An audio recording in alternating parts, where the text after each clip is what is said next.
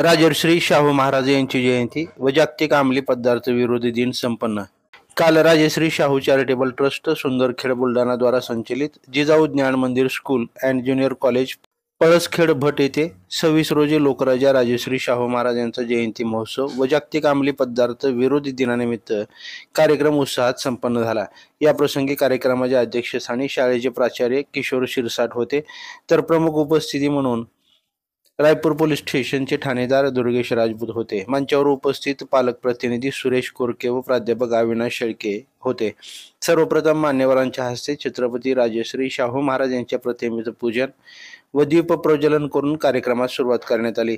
या प्रसंगी जागतिक अंमली पदार्थ विरोधी दिनानिमित्त मार्गदर्शन करताना ठाणेदार दुर्गेश राजपूत म्हणाले की आज समाजामध्ये व्यसनांचे प्रमाण वाढले आहे. व्यसनांमुळे आयुष्य खराब होतं, त्यामुळे आपण व्यसनांपासून दूर राहिले पाहिजे. मोबाईल पासून ते अंमली पदार्थाचा वापर आदी व्यसनांचे प्रकार वाढलेले आहेत.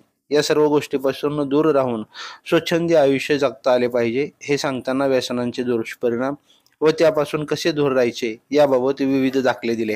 अध्यक्षीय भाषणातून बोलताना शिरसाट सर म्हणाले की सर्व स्तरातील लोकांना एकत्र घेऊन एका छताखाली शिक्षणाची गंगा उपलब्ध करून देणारे व प्राथमिक शिक्षण सक्तीचे करणारे शाहू महाराज एकमेव द्वितीय व्यक्तिमत्व होते.